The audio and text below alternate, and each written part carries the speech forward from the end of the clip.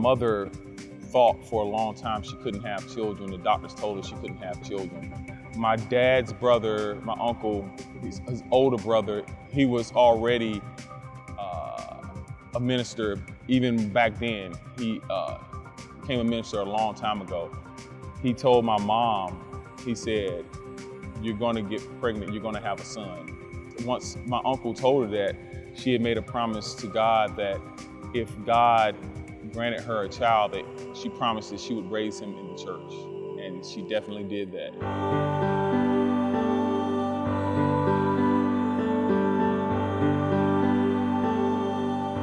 My father was really big on, he always says, study the word.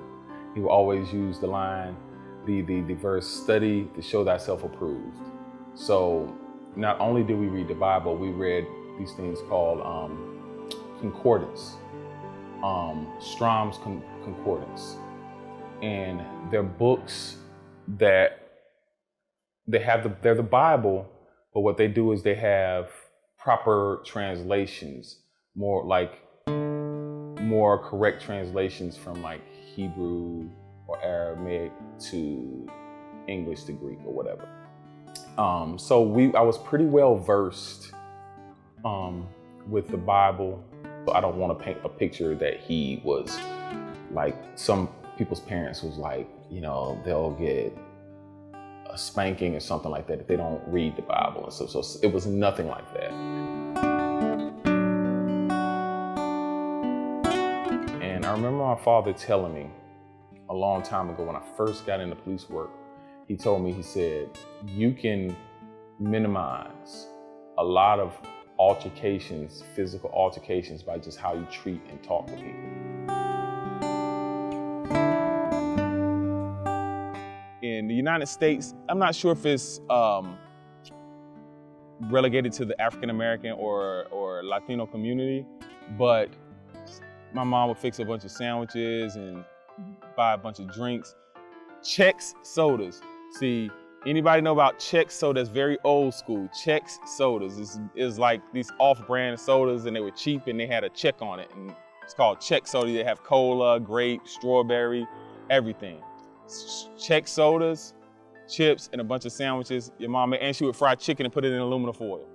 So that's what, and then we would go on road trips, great trips, with my family, stuff that I'll remember for the rest of my life.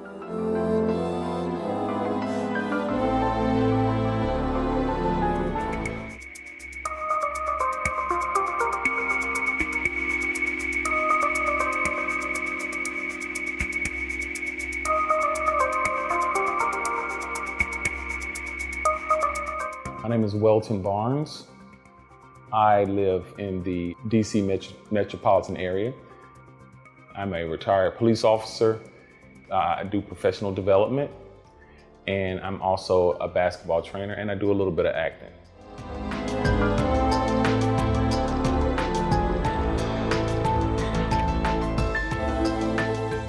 I had a relatively good childhood. My mother and my father are together, and they're very loving people. When I was younger, I was a thin child. I was kind of thin. About the time I hit the 3rd grade, I gained a lot of weight. I became a chubby kid. Like kids can be pretty ruthless with chubby kids. And that kind of affected my self-esteem for a long time. I had certain situations where I felt uncomfortable about my skin complexion. So earlier on, I suffered from, I would say, self-esteem. I thought I was, ugly. I thought I wasn't good enough.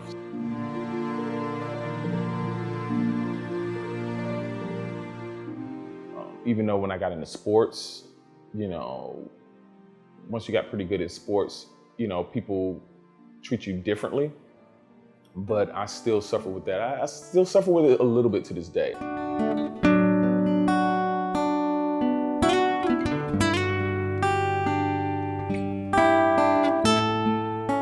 When I was in college, I had met my wife. We dated. She got pregnant with my oldest son. I stopped going to school to work, and she stayed in school. I let her stay in school. We allow, so she can finish her education. My father was a police officer, and I knew a lot of police officers, pretty familiar with them. Initially, to get my foot in the door with police work, I worked as a campus police officer at North Carolina State University, where I went to school, where I met my wife. And once I got into it, I realized that I loved law enforcement. And I loved it from the standpoint of, I love like being there for people, being a resource for people. And also, my community, being a resource. I wanted to be an officer that they can trust.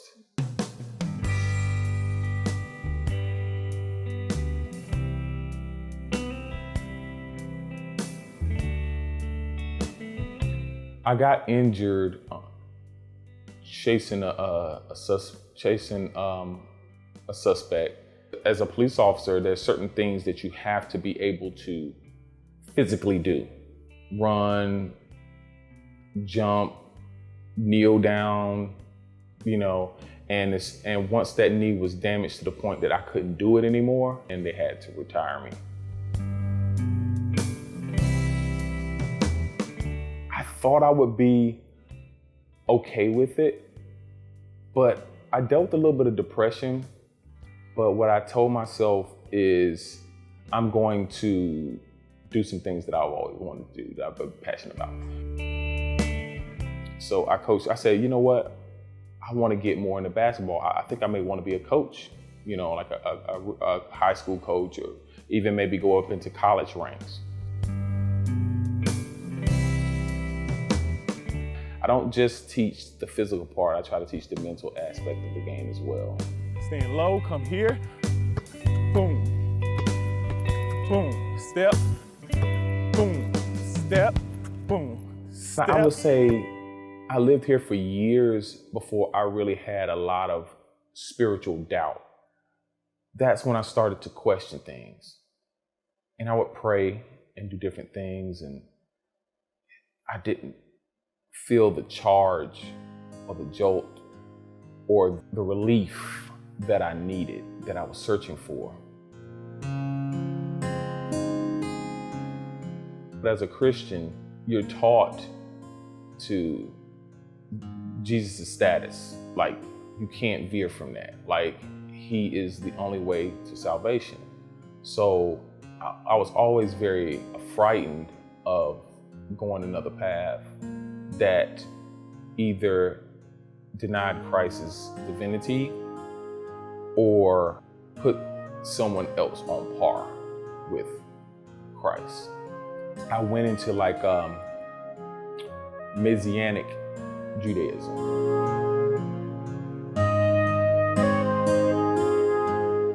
For those that don't know what Messianic Judaism is people who are Jewish who adhere to all aspects of Judaism, but they believe that Jesus Christ is the Messiah, which Orthodox and traditional Jews don't believe that. I felt safe because with Messianic Judaism, Jesus was still considered the Messiah, so I was still safe.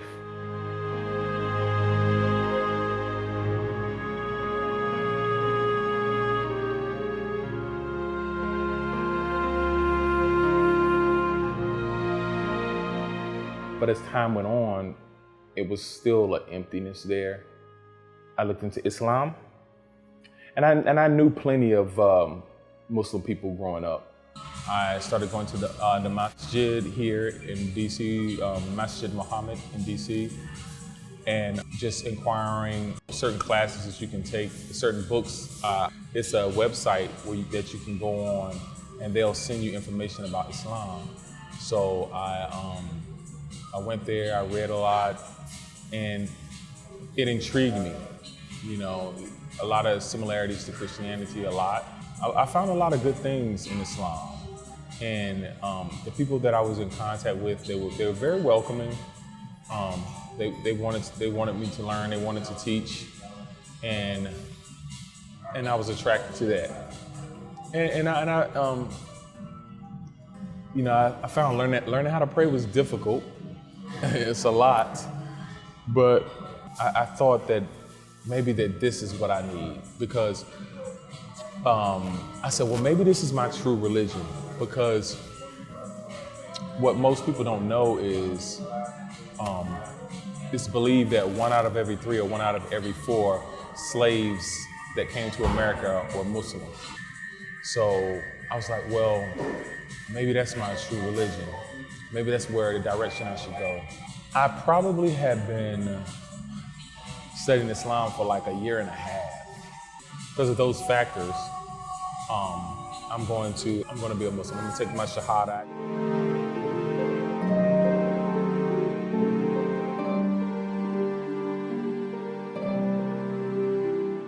And then shortly after, I would realize there's still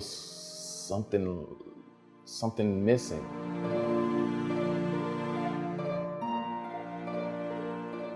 I love going on YouTube and just looking at things. And I just happened to be, like I didn't even put the Baha'i, I didn't even punch it in. I hadn't even searched it on my computer, but it came mysteriously, popped up as a suggestion matter.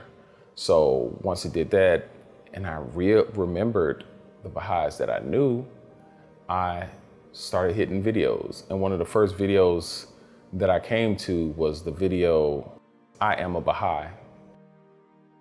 And it just talked about different people talking about their journey into the Baha'i faith. People from all types of demographics, Almost every nation of the world. It is the world's second most widespread religion. The Baha'i faith was founded in Iran more than 150 years ago by the Prophet Baha'u'llah.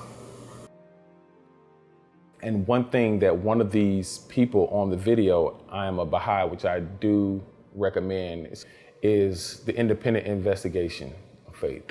The independent investigation, most religions don't tell you to do that. Most religions tell you to go on faith. They say, whatever you don't understand, just have faith. Be it, the Baha'i faith encourages independent investigation. And that was huge for me. That was big for me. When you know you have the right thing, you don't mind people looking into it. You don't mind people investigating it. You're like, go ahead, investigate it. You're gonna find the same thing I find.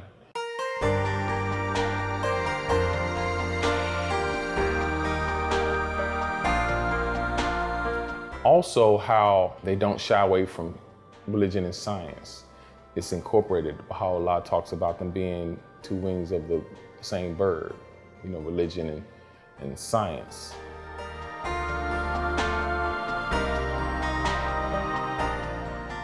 And not even before I started getting into the writings of Baha'u'llah, like when I started to read them, and just see the beauty in it, and that this is not worldly knowledge.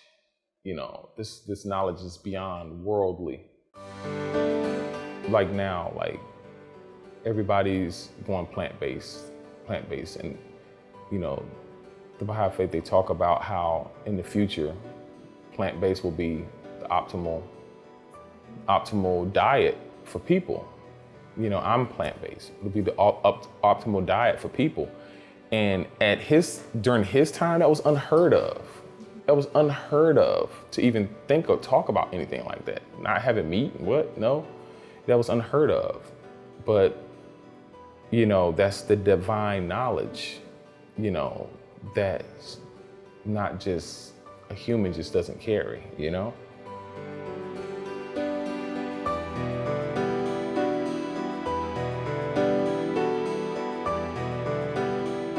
When I first started really reading Abdul Baha's writings, I was like, are we sure that, like his father, he's not also a manifestation of God? Because his writings were so profound.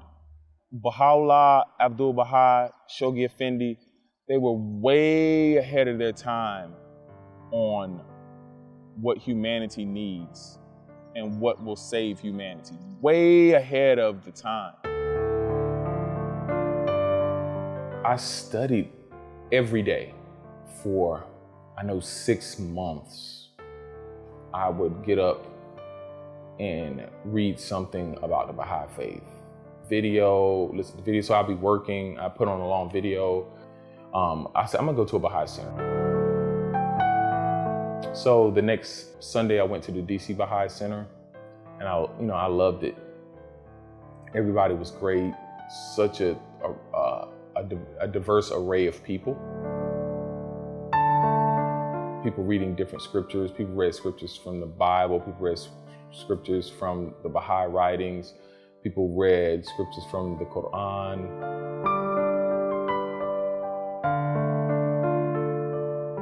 They were so welcoming. I've never been around people that were so welcoming, so loving, and it's real. Like, it was real. And they want to teach you, but they weren't pushy.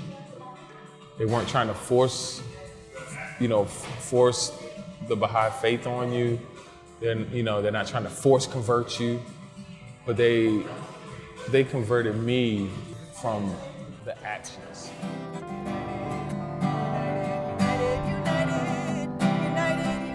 And I said, if this place is as good this next time, if everything just continues to line up, I'm gonna declare. So I went there, I had a fantastic time, and I declared that day. I filled out my card, and I declared that day.